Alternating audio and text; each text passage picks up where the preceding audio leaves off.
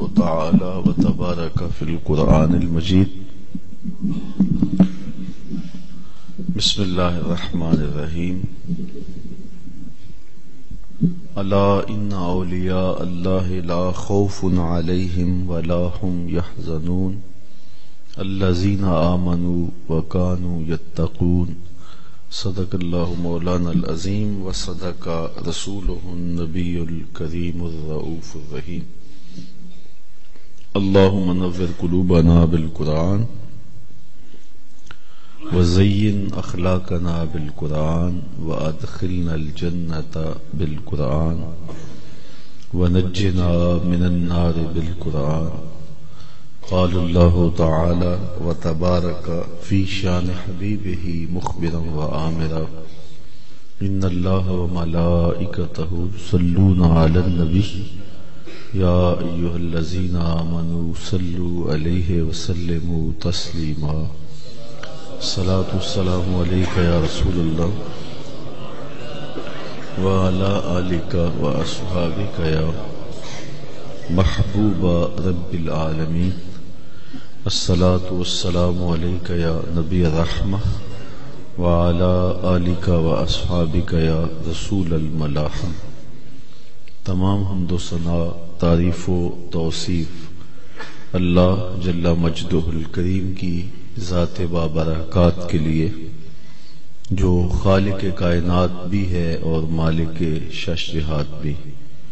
اللہ جل وعلا کی حمد و ثنا کے بعد رسول رحمت، شفیع معظم، نبی محتشم، حضور ختم المرتبت صلی اللہ علیہ وآلہ وسلم کے حضور ناز میں اپنی عقیدتوں، ارادتوں اور محبتوں کا خراج پیش کرنے کے بعد واجب الاحترام، ذوی الاحتشام، معزز و مکرم سامعین، السلام علیکم ورحمۃ اللہ وبرکاتہ. عالی مرتبت علماء کرام، صدر مجلس حاضر اور محتشم سامعین، میں نے آپ کے سامنے کتاب اللہ سے جو کلمات تلاوت کرنے کا شرف حاصل کیا ہے، ان میں اولیاء کی عظمت کو بیان کیا اور ان کا عرفان دیا. ولی باقاعدہ قرآنی اصطلاح ہے اور یہ دھرتی اولیاء کے وجود سے محروم نہیں. اس امت کی من جملہ خصوصیات میں سے ایک خصوصیت یہ ہے کہ اس امت میں قیامت تک اولیاء موجود رہیں گے. اب ولی کون ہے، ولی کسے کہتے ہیں، اس کی معرفت کیسے حاصل ہو، یہ ایک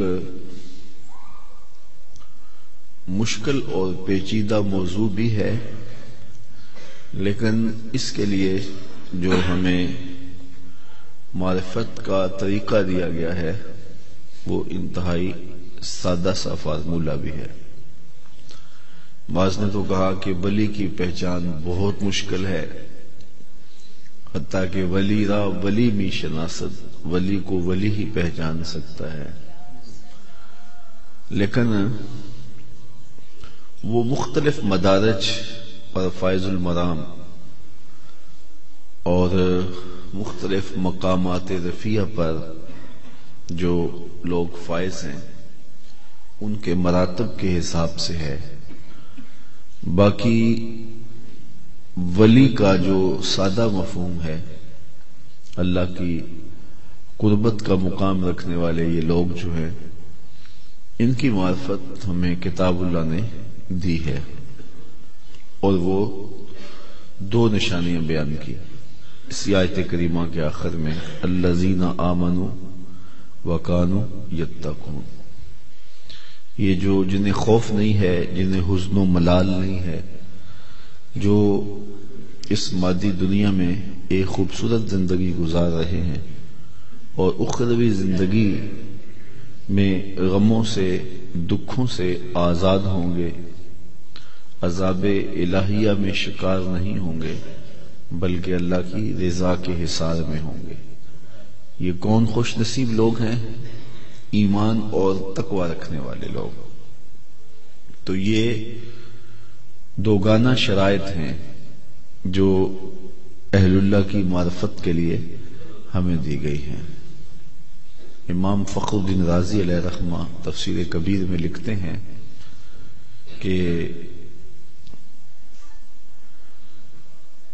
ایک ہے قوت نظریہ اور ایک ہے قوت عملیہ۔ نظریے کی قوت، عقیدے کی قوت، اور ایک ہے عمل کی قوت۔ یہ قوتیں جب مضبوط ہوں تو پھر اللہ کا ولی مارز وجود میں آتا ہے۔ یعنی یہ دو قوتیں جب ایک ذات میں جمع ہوتی ہیں اور وہ جتنی ہی مضبوط ہوں اس قدر اللہ کا ولی مقامات رفیع پہ فائز المرام ہوگا۔ الولایت عبارت عن القرب، امام رازی نے لکھا ہے کہ ولایت قرب الہی سے عبارت ہے۔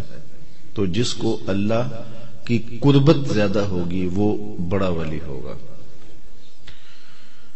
اور ولی فعیل کے وزن پر صفت کا صیغہ ہے، تو فعیل کبھی فاعل کے معنی میں ہوتا ہے اور کبھی مفعول کے معنی میں ہوتا ہے۔ تو اگر فعیل کے معنی میں ہو اور جو ہے وہ فاعل کے معنی میں ہو تو اس کا معنی ہے مدد کرنے والا، اور اگر جو ہے وہ مفعول کے معنی میں ہو تو اس کا مطلب یہ ہے کہ مدد کیا گیا۔ مدد کرنے والا تو ولی اللہ کا معنی پھر ہوا اللہ کی مدد کرنے والا، تو کیا اللہ کو مدد کی ضرورت ہے؟ تو علماء فرماتے ہیں کہ یہاں دین مقدر ماننا پڑے گا۔ ولی اللہ اے ولی دین اللہ، یعنی ولی اللہ کا معنی ہوگا اللہ کے دین کا مددگار، جو دین کی نصرت، دین کی تائید، دین کی اعانت کرے۔ تو وہ جتنی زیادہ کوئی دین کی اعانت اور مدد کرے گا اللہ تعالیٰ کا اتنا ہی قرب اس کو نصیب ہوتا چلا جائے گا۔ اور اگر یہ مفعول کے معنی میں ہے تو پھر اس کا مطلب ہے جس کی اللہ مدد کرے۔ تو اللہ تعالیٰ جب اپنے بندوں کی مدد کرتا ہے تو یہاں تک فرمایا کہ جب میرا بندہ فرائض کی ادائیگی کے بعد کثرت نوافل سے میرا قرب اختیار کرتا ہے اور مجھ سے محبت کرتا ہے تو پھر میں اس سے محبت کرنے لگ جاتا ہوں۔ اور پھر فرمایا فَكُنْتُ سَمْعَهُ الَّذِي يَسْمَعُ بِهِ، میں اس کی آنکھیں بن جاتا ہوں جن کو وہ دیکھتا ہے، میں ان کے کان بن جاتا ہوں جن سے وہ سنتا ہے، میں اس کے ہاتھ بن جاتا ہوں جن سے وہ پکڑتا ہے۔ اسی طرح اس کے چلنے کی طاقت کا ذکر کیا۔ تو جو اللہ تعالیٰ جل شانہ کی قربت کے حصار میں آتا ہے پھر اللہ تعالیٰ اس کو مدد دیتا ہے۔ پھر کان اس کے ہوتے ہیں لیکن اللہ ان میں وہ اضافی قوتیں ڈال دیتا ہے۔ زبان اس کی ہوتی ہے لیکن بولتا ہے تو پھر لفظ خالی نہیں جاتے، وہ دلوں میں اترنے والے تیر ہوتے ہیں۔ آنکھیں اس کی ہوتی ہیں لیکن نگاہوں میں بجلیاں رکھ دی جاتی ہیں۔ ہاتھ اس کے ہوتے ہیں لیکن قوت بطش، پکڑنے کی قوت، وہ اپنی جناب سے خاص طور پہ ودیت کرتا ہے۔ اور اسی طرح وہ چلتا ہے تو اللہ تعالیٰ اس کے لیے منزلیں آسان کر دیتا۔ احمد آباد میں ایک بزرگ تھے، وہ بار بار قدم اٹھاتے تو نیچے رکھ دیتے۔ تو کسی نے پوچھا حضرت آپ قدم اٹھاتے ہیں اور نیچے رکھ دیتے ہیں، بات سمجھ میں نہیں آئی۔ فرمایا سنا تھا اولیاء اللہ کے لیے زمین 2.5 قدم ہوتی ہے، میں تو 1 قدم اٹھاتا ہوں تو ختم ہو جاتی ہے۔ تو طی زمان بھی ہوتا ہے، طی مکان بھی ہوتا ہے۔ اولیاء اللہ کے لیے وقت بھی سمیٹ دیا جاتا ہے اور فاصلے بھی سمیٹ دیے جاتے ہیں، اور اس کو قرآن مجید سے ہی سمجھا جا سکتا ہے۔ آصف بن برخیہ کے لیے فاصلوں کا سمیٹ دیا جانا اور آنے واحد میں تخت بلقیس ملک سبا سے آنے واحد میں قدموں میں حاضر کر دینا۔ تو یہ ایک عمدہ مثال ہے جو قرآن کے دامن میں موجود ہے۔ تو اللہ تعالیٰ ان کو مدد دیتا ہے اور وہ دین کی مدد کرنے والے ہوتے ہیں۔ ہمارے ہاں یہ ہے کہ ولی کے حوالے سے لوگوں کے نظریات بڑے عجیب و غریب ہیں، اور یہ موضوع آج میں نے اس لیے چھیڑا ہے۔ ایک تو چونکہ یہ موسم ہے سفر المظفر کا، اور اس مہینے میں کثرت سے اولیاء اللہ کے وصال ہیں، تو دوسری بات یہ ہے کہ اس وقت مداری گر اور مختلف قسم کے لوگوں کو لوگ فالو کر رہے ہیں۔ یہ پچھلے دنوں کے اندر قصور کا ایک واقعہ ہوا، تو لوگ اس کو بنیاد بنا کر ہمارے مسلک پہ بات کر رہے ہیں کہ یہ دیکھو یہ ان کے پیر ہیں، اور حوالہ یہ ہے کہ دیکھو اتنے لوگ ان کے پاس جا رہے تھے تو یہ ان لوگوں کے مقتدا ہیں، حالانکہ انہیں بنیادی اور پہلا کلمہ بھی نہیں آتا تھا۔ تو اس لیے اس بات کو تسلیم کرنا چاہیے کہ جہلاء بہرحال موجود ہیں، جن کی وجہ سے ایسے لوگوں کے کاروبار چمکتے ہیں۔ اور دوسری بات یہ ہے کہ جس چیز کی مارکیٹ میں ڈیمانڈ ہو اسی کا 2 نمبر آتا ہے، جس چیز کی ڈیمانڈ ہی نہیں ہے اس کا 2 نمبر مال نہیں آتا۔ چونکہ اولیاء امت کی ضرورت ہیں، اولیاء باقاعدہ ایک قرآنی اصطلاح ہے، اولیاء سے وابستگی دنیا اور آخرت کی بہتری کی ضمانت ہے۔ اولیاء کی صحبت من میں نور اتارتی ہے، ان کی دعاؤں کی برکتوں سے بیماریاں دور ہوتی ہیں، ان کے اٹھے ہوئے ہاتھ اللہ خالی نہیں موڑتا، اور ان کے وجود کی برکتیں روحوں تک اترتی ہیں، اور اس سے تن بھی سنورتے ہیں، من بھی سنورتے ہیں، زندگی بھی سنورتی ہے، آخرت بھی سنورتی ہے۔ تو چونکہ اولیاء ہماری ضرورت ہے، بالخصوص بر صغیر پاک و ہند کے جو لوگ ہیں ان کے تو خون میں اولیاء کی محبت شامل ہے۔ یہاں کوئی نبی نہیں آیا، صحابی کے آنے میں بھی اختلاف ہے، تو یہاں اولیاء نے اسلام پھیلایا ہے، اور ہم اپنے آباء و اجداد کے شجرے پڑھیں، ان کے نسب نامے دیکھیں تو چند پشتوں کے بعد یا سکھ ہوگا یا ہندو ہوگا۔ تو کس طرح پھر انہوں نے اسلام قبول کیا؟ تو کسی نے حضرت داتا گنج بخش علی حجویری کے ہاتھوں پہ بیعت کی۔ اقبال نے کہا تھا خاک پنجاب از دم او زندہ گشت، پنجاب کی دھرتی ان کے دم سے زندگی پاتی ہے۔ اسی طرح اجودھیا کے اندر حضرت عطائے رسول حضرت خواجہ معین الدین چشتی اجمیری علیہ رحمہ نے جو ہے وہ فیض بانٹا، اور جدھر نظر اٹھتی گئی لوگ کلمہ پڑھتے چلے گئے۔ ادھر وجودیہ میں وہ فیض بانٹ رہے ہیں، اور ادھر وجودن کے اندر پاک پتن کے اندر حضرت بابا فرید گنج شکر علیہ رحمہ کی نگاہ بجلیاں برسا رہی ہے اور دلوں میں ایمان کی کرنیں بو رہی ہے۔ اسی طرح شاہ عبد اللطیف بٹائی سچل سرمست سے لے کر کے بلبل شاہ بخاری تک یہ سارا ایک پھیلا ہوا سلسلہ تو ذہب ہے، اور یہ سونے کی کڑیاں ہیں۔ ان لوگوں کی وجہ سے ہمارے آباء و اجداد کو اسلام ملا، دین ملا۔ چونکہ ہمارے خون میں وفا ہے تو کبھی بھی ہم اولیاء اللہ سے فرار اختیار نہیں کر سکتے اور اپنی ضرورت سمجھتے ہیں۔ تو جب اولیاء ہماری ضرورت ہیں، ہمارے خون میں ان کا پیار ہے، اور ان کے لیے بچپن سے ہی ہمیں محبت سکھائی گئی ہے، اولیاء کا ادب کرنا، ان کی تکریم بجا لانا، ان کے حضور حاضر ہونا، ان کے ادب کے تقاضوں کو پورا کرنا، یہ ہمیں ماں کی گٹی سے ملتا ہے اور آغوش مادر سے سبق دیا جاتا ہے۔ تو پھر ہم اس کی تلاش میں بھی ہوتے ہیں، اور جہاں کہیں سنتے ہیں وہاں لڑک بھی جاتے ہیں۔ تو چونکہ اصل کی ڈیمانڈ موجود ہے تو پھر جس کی ڈیمانڈ ہو اس کی نقل بھی آتی ہے، مارکیٹ میں نقل اسی کی آتی ہے جس کی اصل کی ڈیمانڈ ہو۔ تو اس لیے یہ تو ہے کہ مارکیٹ کے اندر 2 نمبر مال موجود ہے، اصل کے دھوکے میں لوگ اس کو بھی خرید لیتے ہیں۔ تو اولیاء اللہ ہماری ضرورت ہیں، ہماری زندگی اور آخرت کے سنوارنے کے لیے ایک بہترین ذریعہ ہیں، تو لہذا ایسے لوگوں کے پاس جا کے لوگ پھنس جاتے ہیں۔ اس لیے ہمیں یہ سمجھنا چاہیے کہ اللہ کے ولی ہیں کون۔ اس لیے یہ چونکہ ہمارا نظم زندگی ہے اور ہم ان کے بغیر جی نہیں سکتے، اور ان کے بغیر ہمارے لیے چلنا مشکل ہے، اور یہ باقاعدہ ایک قرآنی اصطلاح ہے ولی، تو ہمیں اس کی معرفت حاصل کرنا چاہیے۔ تو معرفت بالکل سادہ ہے، ایمان اور تقوی۔ اس معیار پہ جب ہم ڈھونڈنے نکلیں گے تو دھوکہ نہیں کھائیں گے۔ ہم کس معیار پہ ڈھونڈنے نکلتے ہیں؟ کرامت کے معیار پہ۔ کرامت ہمارے ہاں معیار ہے، اور وہ کرامت خرق عادت بھی ہو سکتا ہے، اور کسی کے دم سے جو ہے وہ مرض کا غائب ہو جانا یا پریشانی کا حل ہو جانا، اس کو بھی کرامت کا ہی ایک روپ سمجھا جاتا ہے۔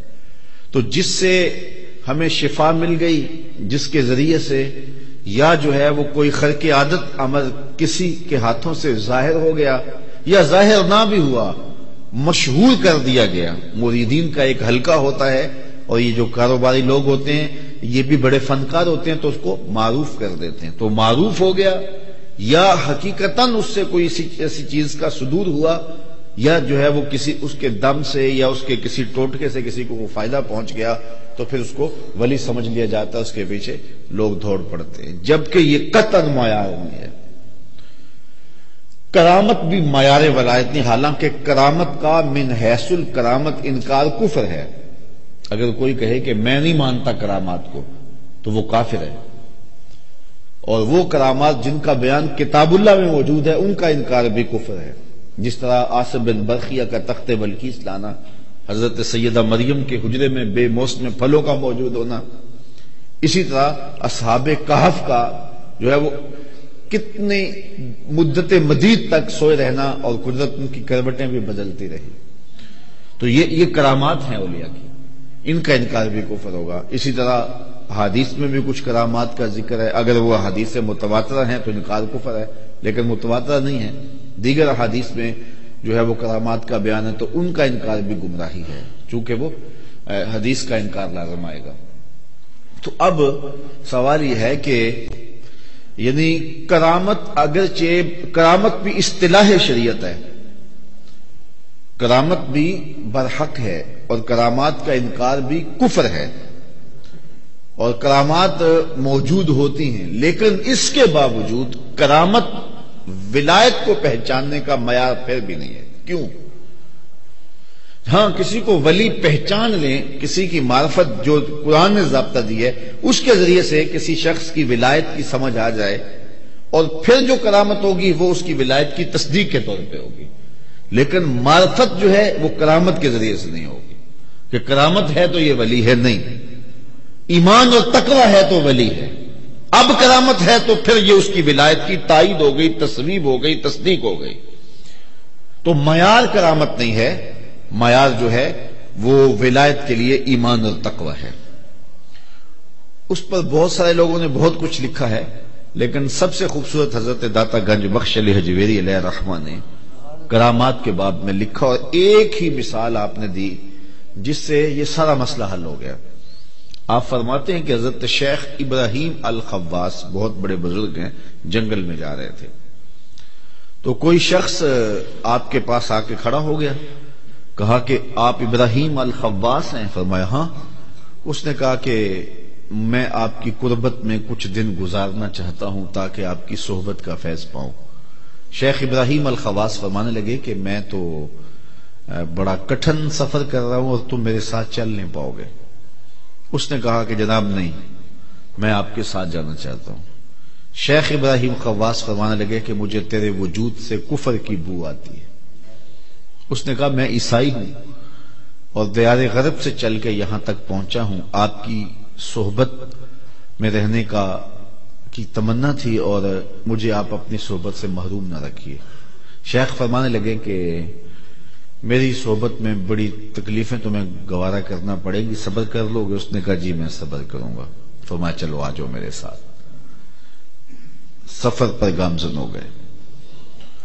کچھ دن گزرے تو بھوک کی شدت سے اس کی ٹانگیں کپ کپانے لگی، اور وہ حضرت شیخ ابراہیم الخواص کو کہنے لگا کہ آپ اللہ کے ہاں مقبول ہیں، تو مجھ سے حضرت گوارا نہیں ہوتا، میں بہت برداشت کیا لیکن اب میرے بس سے باہر ہو گئے، تو اللہ کے ہاں آپ کی جو قدر و منزلت ہے اس کا وسیلہ دے کر کے اس سے کچھ میرے لیے کھانے کا انتظام کروائیے۔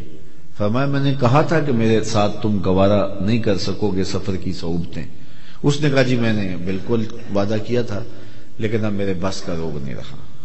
خیر شیخ نے سجدے میں سر رکھا اور اللہ کی بارگاہ میں عرض گزار ہوئے، اے اللہ اس کافر کے سامنے مجھے رسوا نہ کرنا۔ یہ بات حضرت شیخ ابراہیم الخواص نے اللہ کی بارگاہ میں عرض کی۔ پھر اس کے بعد آپ نے سر اٹھایا تو آسمان سے ایک طبق اترا جس کے اوپر 2 روٹیاں اور 2 شربت کے پیالے تھے۔ تو حضرت ابراہیم الخواص نے ایک شربت کا پیالہ ایک روٹی اسے دے دی، ایک خود لے لی، پھر سفر پہ گامزن ہو گئے۔ چند دن گزرے تو اس کی دوبارہ وہی حالت ہو گئی، پھر ٹانگیں کانپنے لگی، بھوک کی شدت اور ہونٹ ایک دوسرے سے بجنے لگے۔ شیخ فرمانے لگے کہ میرے دل میں آیا کہ روز روز ایک جیسے حالات نہیں ہوتے، اس دن تو لاج رہ گئی تھی، تو یہ آج پھر مجھے کہے گا تو کہیں مشکل نہ بن جائے۔ تو میں نے کہا کہ میاں تو بھی عیسائیوں کا پیر پادری ہے، آج تیری باری ہے۔ تو اس نے بھی فوراً سجدے میں سر رکھ دیا اور میں نے دل ہی دل میں کہا کہ اس کا سجدہ ریز ہونا کیا معنی رکھتا ہے، لیکن تھوڑی دیر کے بعد جب اس نے سر اٹھایا تو آسمان سے طبق اترا جس پر 4 شربت کے پیالے اور 4 روٹیاں تھیں۔ مجھے کہنے لگا کل یا شیخ، حضرت کھائیے۔ میں نے کہا میں نہیں کھاؤں گا، کرامت ہو نہیں سکتی، استدراج کا کھانا میرے لیے جائز نہیں ہے۔ تو اس نے کہا حضرت کھائیے اور 2 مبارکیں لیجئے۔ میں نے اللہ کی بارگاہ میں سجدہ ریز ہو کے کہا، اے اللہ اگر اسلام سچا دین ہے تو 2 پیالے شربت کے اور 2 روٹیاں دے دے، اور اگر ابراہیم الخواص واقعی تیرا ولی ہے 2 شربت کے پیالے اور 2 روٹیاں اس کے صدقے سے دے دے۔ تو ایک تو آپ اپنی ولایت کی مبارک لیجئے اور دوسرا ہاتھ بڑھائیے اور مجھے مسلمان کیجئے، میرے اسلام کی مبارک لیجئے۔ تو حضرت داتا گنج بخش علی اجمیری اس واقعہ کو لکھنے کے بعد تبصرہ کرتے ہیں کہ دیکھو ابراہیم الخواص جیسا شخص یہاں تشویش میں مبتلا ہو جاتا ہے اور تذبذب میں آ جاتے ہیں کہ یہ کرامت ہے یا استدراج ہے، تو جب وہ یہاں ایک لمحے کے لیے سوچنے لگ جاتے ہیں اور وہ فیصلہ نہیں کر پا رہے کہ یہ کرامت ہے یا استدراج ہے، تو میں اور آپ جو ہیں ہم کس کھیت کی مولی ہیں کہ ہم کسی شخص کے خرق عادت عمل کو جو ہے وہ سمجھ پائیں کہ یہ کرامت ہے یا استدراج ہے۔ دیکھیے ہر وہ خرق عادت عمل جو بغیر کسی سبب کے ظہور پذیر ہو وہ قدرت الہی ہے، اور جو نبی کے ہاتھوں سے اعلان نبوت سے قبل ظاہر ہو خرق عادت عمل ہو وہ ارہاس ہے، اعلان نبوت کے بعد ہو تو معجزہ ہے، ولی کے ہاتھوں سے ہو تو کرامت ہے، اور کسی مومن کے ہاتھوں سے ہو جائے تو معونت ہے، اور کسی فاسق و فاجر یا کافر کے ہاتھوں سے ہو تو استدراج ہے۔ کام وہی ہے لیکن فرد کے بدلنے سے اس کا نام بدل گیا۔ جس طرح قرب قیامت میں دجال آئے گا، زندہ بھی کرے گا، مارے گا بھی، وہ کرامت نہیں ہوگی، وہ قدرت نہیں ہوگی، وہ معجزہ نہیں ہوگا، وہ استدراج ہوگا۔ تو اگر یہ معیار ہوگا تو پھر شکار ہو جائیں گے دجال کے بھی۔ تو معیار کرامت نہیں ہے، کرامت بنتی تب ہے جب ولی کی ہوگی، جب کسی کو ولی پہچانیں گے، اور وہ کرامت کے ذریعے سے پہچانیں گے نہیں، وہ پہچانیں گے ایمان اور تقوی کے ذریعے سے۔ اس لیے کرامت معیار ولایت نہیں ہے، معید ہے اور مصدق ہے، اس سے اس کی تائید ہو سکتی ہے، اس کی تصویب ہو سکتی ہے، اس کی تصدیق ہو سکتی ہے، اور جو ہے وہ معرفت جو ہے وہ ایمان اور تقوی سے ہوگی۔ اب ایمان اور تقوی جتنا مضبوط ہوتا چلا جائے گا اتنا ہی وہ اللہ کا مقرب ہوتا چلا جائے گا، اور وہ تقوی بھی اس شخص کے منصب کے مطابق ہونا چاہیے، یعنی جتنا وہ بڑا ہے اس کا منصب جتنا بڑا ہے تو تقوی بھی اس لیول کا ہوگا۔ حضرت احمد بن حنبل رضی اللہ تعالیٰ عنہ بہت بڑے امام گزرے ہیں، ان کی خدمت میں ایک خاتون حاضر ہوئی اور اس نے کہا حضرت میں آپ سے ایک مسئلہ پوچھنے آئی ہوں۔ فرمایا پوچھئے۔ کہا میں اپنے گھر کی چھت پہ بیٹھ کے چاندنی راتوں میں سوت کاٹتی ہوں، اور کبھی کبھی ایسا ہوتا ہے کہ بادشاہ کی سواری گزرتی ہے ماحول میں روشنی بڑھ جاتی ہے، چونکہ خادم سونے کے شمع دان لیے آگے آگے چل رہے ہوتے ہیں، تو میں اس میں جو سوت کاٹتی ہوں تو اس کی کوالٹی دوسرے کاتے ہوئے سوت سے کچھ بہتر ہوتی ہے، تو کیا میں دونوں سوت اکٹھے ملا کر کے بیچ سکتی ہوں یا ان کو الگ الگ بیچوں؟ تو شیخ فرمانے لگے کہ اے خاتون، پہلے بتاؤ تم ہو کون؟ اس نے کہا سائل کی ذات نہیں پوچھی جاتی، آپ مجھے بتائیں مسئلہ کیا ہے؟ فرمانے لگے بعض شخصیات ایسی ہوتی ہیں کہ جن کی حیثیت سے مسئلے کی نوعیت بدلتی ہے، تمہیں بتانا پڑے گا کہ تم کون ہو۔ اس نے کہا میں حضرت بشر حافی کی ہمشیرہ ہوں۔ کہا خاتون تمہارے لیے جائز نہیں ہے۔ تو اب دیکھیے ہمارے امام احمد رضا خان فاضل بریلوی علیہ رحمہ ایک دعوت پہ تشریف لے گئے، تو وہاں انواع اقسام کے کھانے لگائے گئے تھے، تو آپ نے شوربہ چکھا تو اتنا لذیذ تھا کہ جی میں آیا کہ اس کو پیالی میں ڈال کر کے تھوڑا سا پی لوں۔ تو صاحب دعوت کو بلایا اور بلا کے کہا اگر تم اجازت دو تو میں تھوڑا سا شوربہ پی سکتا ہوں؟ اس نے کہا کہ حضرت یہ سب کچھ آپ کے لیے ہے۔ فرمایا نہیں، جو شوربہ ہوتا ہے وہ عرفاً کھانے کے لیے رکھا گیا ہوتا ہے، پینے کے لیے نہیں رکھا گیا ہوتا، یعنی اس کا عرف معقول ہے، مشروب نہیں ہے۔ میں چونکہ عرف سے ہٹنے لگا ہوں اور مجھے آپ سے اسپیشل اجازت کی ضرورت ہے، اور آپ اجازت دے دیں گے تو میں لے لوں گا، بطور مشروب پی لوں گا۔ اگر میرے دیکھا دیکھی باقی سارے لوگ پینے لگ جائیں تو تم نے شوربہ تو بطور سالن تیار کیا ہے، بطور مشروب تو تیار نہیں کیا ہوا، تو پھر وہ ایک جھٹکا بھی نہیں لے گا اور تمہیں شرمندگی ہوگی۔ اس لیے میں چونکہ عرف سے ہٹنے لگا ہوں اور مجھے اسپیشل اجازت کی ضرورت ہے، اور باقی اگر کوئی عرف سے ہٹے گا تو وہ بھی اجازت لے گا اور آپ اپنی گنجائش کے مطابق اس کو اجازت دیں گے۔ امام اعظم ابو حنیفہ علیہ رحمہ سخت کڑکتی دھوپ میں ایک دروازے پہ دستک دیتے ہیں اور پیچھے ہٹ کے کھڑے ہو جاتے ہیں، تو کسی نے گزرتے ہوئے کہا حضرت دیوار کا سایہ پڑ رہا ہے، آپ دیوار کے سائے میں کیوں نہیں کھڑے ہوتے؟ فرمانے لگے صاحب خانہ سے میں نے قرض لینا ہے، اور جس سے قرض لینا ہو اس سے کوئی نفع لینا سود ہوتا ہے، لہذا میں ڈرتا ہوں اس کے دیوار کے سائے میں کھڑے ہونا کہیں سود نہ بن جائے۔ تو جو جس مرتبے پہ ہوگا اس کا تقویٰ بھی اسی لیول کا ہونا چاہیے۔ تو ایمان اور تقویٰ یہ دو چیزیں ہیں جو پہچان ہیں ولایت کی، تو ہمیں کسی شخص کی شخصیت میں ان پہلوؤں کو تلاش کرنا چاہیے۔ جب یہ معیار بن جائے گا تو پھر ہم دھوکہ نہیں کھائیں گے، ورنہ روز کہیں نہ کہیں سے دھوکہ جو ہے وہ کھانا پڑے گا، اور مختلف مداری گر اور مختلف جو ہے وہ تماشا باز لوگ جو ہیں ان کی زلفوں کے ہم اسیر ہو جائیں گے، اور پھر بعد میں کہ جی ہمارے ساتھ دھوکہ ہو گیا، چونکہ وہ ایک وقت کے لیے ہوتا ہے۔ فراڈ کا پردہ چاک ہو جاتا ہے، کبھی کبھی کھل جاتا ہے، کوئی ایسا فراڈ ہوتا ہے کہ جو دیر تک جو اپنے حساب میں رکھتا ہے، ورنہ اس کے پردے چاک ہو جاتے ہیں، تو پھر پچھتاتے ہیں کہ وہ یہ کیا ہو گیا، یہ کیا ہو گیا۔ پھر اس کا نقصان کیا ہوتا ہے کہ اس پورے طبقے سے بددل ہو جاتے ہیں اور بددلی سے اپنا نقصان کر بیٹھتے ہیں۔ اس لیے معیار وہ مقرر کریں جو شریعت اسلامیہ نے ہمیں معیار دیا ہے، اور وہ معیار ہے ایمان اور تقویٰ۔ ایمان اور تقوی سے تلاش کریں گے تو پھر ہم دھوکہ نہیں کھائیں گے، ہمیں فراڈ نہیں ملے گا، اور ہم حقیقت تک پہنچنے میں جو ہے وہ دیر نہیں لگائیں گے، بہت جلد ہم منزل تک اور حقیقت تک پہنچ جائیں گے۔ اور اگر اس تلاش میں اگر ہمیں دھوکہ بھی مل گیا، اگر کسی نے جو ہے وہ لبادہ اوڑا ہوا تقوی کا، تو پھر بھی وہ دھوکہ ہمارے لیے مضر اس لیے نہیں ہوگا، اس لیے کہ ہم تو صحیح بنیادوں پر اس کو تلاش کرنے نکلے ہیں۔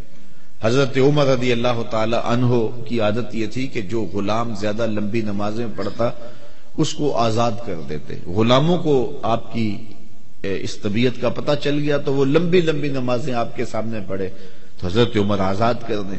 تو کسی نے کہا اے عمر تم بڑے بھولے ہو، یہ نمازیں لمبی اس لیے پڑھتے ہیں کہ تم انہیں آزاد کر دو، یہ اصل میں کوئی نمازیں پڑھنے والے لوگ نہیں ہیں، یہ تو آزادی کے لیے سب کچھ کر رہے ہیں، تمہیں دھوکہ دیتے ہیں۔ تو حضرت عمر نے فرمایا مجھے رب کے نام پہ دھوکہ دیتے ہیں، میں 100 بار کھانے کو تیار ہوں۔ تو وہ پھر دھوکہ اس معنی میں آ جاتا ہے، اور اگر اس طرح دھوکے پہ دھوکہ بھی آپ کھائیں گے تو پھر حقیقت میں منزل بھی آپ کو مل جائے، چونکہ آپ کی طلب سچی ہوگی۔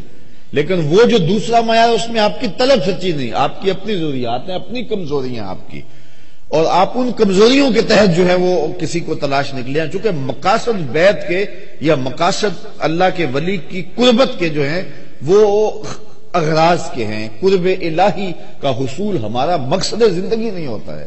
تو جب ہم مقصد زندگی ہی واضح نہیں رکھتے اور وہ جو شریعت اسلامی نے ہمیں دیا ہوا ہے، تو پھر یہ ہے کہ ایسے مداری گھروں کے پاس تو ہم ضرور پھنسیں گے۔ دنیا کے اندر آپ اتنے عجیب و غریب واقعات جو ہے وہ سننے کو ملتے ہیں کہ بندہ حیرت زدہ ہوتا ہے، کتنی خواتین ہیں کہ عزتیں لٹوا بیٹھتی ہیں۔ تو کیا وہ ولایت کی منزل کے لیے اور اللہ کے قرب کے لیے ان مراحل سے گزر جاتی ہیں؟ نہیں، اس لیے کہ ان کو اور کو ضرورت ہوتی ہے، اپنی اغراض ان کی ہوتی ہیں، ان اغراض کے لیے وہ نقصان کرواتی ہے، اس لیے یعنی وہ خود ان کا رستہ ٹھیک نہیں ہوتا اور وہ خود جو ہے وہ اللہ کے قرب کی متلاشی نہیں ہوتی ہیں۔ تو اللہ کے قرب کی جب تلاش ہوگی تو پھر دھوکہ کے امکان بہت کم ہوں گے اور پھر اس قبیل کا دھوکہ ہوگا بھی نہیں۔ اس لیے ہمیں جو معیار دیا گیا ہے وہ ایمان ہے اور تقوی ہے۔ اب بات میری اپنے اختتام کی طرف بڑھ رہی ہے اور میں آپ کی توجہ چاہوں گا۔ شاید ہمارے ہاں ہوتا ہی ہے کہ کوئی پرجوش خطاب کیا جائے اور جس میں ہاتھ اوپر نیچے رکھا جائے تو کہا جائے کہ بڑا پاپولر خطاب ہوا ہے، لیکن یہ ہماری ضرورت تھی اور میں نے آپ کے سامنے یہ معیار جو اللہ رسول کا دیا ہوا ہے وہ آپ کے سامنے رکھ دیا۔ اور آقا کریم علیہ السلام کا ایک اور فرمان بھی ضمن میں سن لیجئے۔ حضور سے پوچھا گیا حضور ولی کون ہے؟ تو فرمایا اذا رؤوا ذکر اللہ، جب تم اس کو دیکھو خدا یاد آ جائے۔ جس کی صحبت میں رغبت دنیا کم ہو رغبت آخرت بڑھے، اس کی صحبت کو غنیمت سمجھا جائے اور اس کی صحبت کے اندر بیٹھ کر کے اپنے اندر کے امراض جو ہے وہ دور کرنے کی کوشش کی جائے۔ اصل جو مرشد ہوتا ہے یا اللہ کا ولی ہوتا ہے، اس کی صحبت پانے کا مقصود کیا ہے؟ کیوں ہم اس کا قرب حاصل کرنا چاہتے ہیں؟ اللہ تعالیٰ تو شارق سے بھی نیڑے ہے، لیکن اس کے باوجود ہم اولیاء اللہ کی چوکھٹ پہ کیوں جاتے ہیں؟ اس لیے کہ ہمارا خیال یہ ہوتا ہے اور حقیقت بھی یہ ہے کہ اللہ کے جو ولی ہیں وہ اللہ کی قربت رکھنے والے ہیں اور اللہ کی رحمات کا ان پر نزول ہوتا ہے اور ان کے وجود کی برکت سے، ان کے انفاس کی برکت سے اور ان کے قرب کی برکت سے اندر کی غلاظتیں دور ہوتی ہیں۔ حسد، حقد، کینہ، نفرتیں، بغض، بیماریاں، غصہ، یہ ساری وہ چیزیں جو ہیں جو نفسانی بیماریاں ہیں، خواہشات ہیں انسان کی، لمبی آرزویں، تمنائیں، تو اہل اللہ کی صحبت میں بیٹھ کر کے ان چیزوں کی تربیت ہوتی ہے اور زندگی اپنے حقیقی روپ میں دکھائی دیتی ہے۔ ہمارا مقصود یہ ہے۔ لیکن آج اگر ہم مختلف جگہوں سے دھوکہ کھاتے ہیں تو وہ ہم خواہشات دنیا کے لیے ان کے پاس جا رہے ہوتے ہیں۔ خواہشات دنیا ختم کرنا ہمارا مقصود نہیں ہوتا۔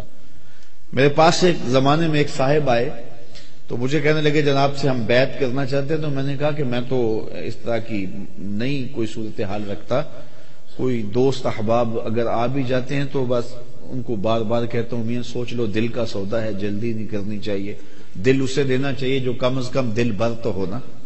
تو یہ اتنا آسان کام نہیں ہے، لیکن بہرحال وہ مجھے ضد کرنے لگے تو میں نے کہا کہ آپ کا مقصد کیا ہے، کیوں بیعت کرنا چاہتے ہو؟ مجھے ان کے وضع قطع سے لگ رہا تھا کہ ان کے بھی کچھ اس طرح کے مقاصد ہیں۔ تو انہوں نے مجھے بات جو بتائی وہ یہ کہ کہنے لگے کہ وہ ہماری وہ کسی زمانے میں فورڈ ویگنیں چلتی تھیں، تو ہم نے ایک فورڈ ویگن بنائی اور وہ روز خراب رہتی ہے، تو ہمارے کسی دوست نے بتایا یار کوئی پیر ہی پکڑ لو، کم از کم یہ تو صحیح ہو۔ تو میں نے کہا کہ میں تو سائیکل نہیں چلا سکتا تو فورڈ ویگن کیسے آپ کی چلا سکوں گا؟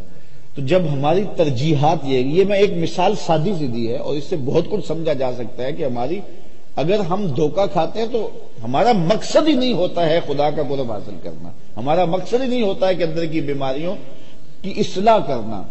ہم اس لیے جا رہے ہوتے ہیں کہ اس سے ہمیں دولت زیادہ مل جائے، اس سے ہمارا کاروبار چمک جائے، جبکہ اہل اللہ کی بارگاہ میں تو اس لیے جانا چاہیے کہ یہ جو حبس زر پیدا ہوئی ہے یہ ختم ہو جائے۔ اقبال نے کہا تھا نا تیری دعا ہے کہ ہو میری آرزو پوری، میری دعا ہے تیری آرزو بدل جائے۔ تیری دعا سے تقدیر تو بدل نہیں سکتی، اس سے یہ ممکن ہے کہ تو بدل جائے، تیری دعا ہے کہ ہو میری آرزو پوری، میری دعا ہے تیری آرزو بدل جائے۔ تو اصل اولیاء اللہ کے پاس تو یہ جو خواہش زر بڑھ گئی، ہمسایوں کے پاس اتنی دولت، رشتوں کے داروں کے پاس اتنی دولت، دنیا آگے چلی گئی، میں کیوں پیچھے رہ گیا، میرے پاس بھی اتنا کچھ ہونا چاہیے، یہ ایک بیماری ہے، یہ ایک مرض ہے، روحانی مرض ہے ایک۔ تو ہم اس لیے پیر کے پاس جاتے ہیں کہ یہ مرض جو ہے اس کا علاج نہیں چاہتے، بلکہ ہم چاہتے ہیں کہ اس خواہش کی تکمیل ہو، جبکہ اس کے پاس تو اس لیے جانا چاہیے یہ مرض کیوں لگ گیا، کیوں اندر جل رہا ہے، میری زندگی کا مقصد یہ تو نہیں تھا، میری زندگی کا مقصد تو قرب الہی کا حصول تھا، حضرت نظر کیجئے میری یہ خواہش دب جائے اور میری آرزوؤں کے اندر رب کا قرب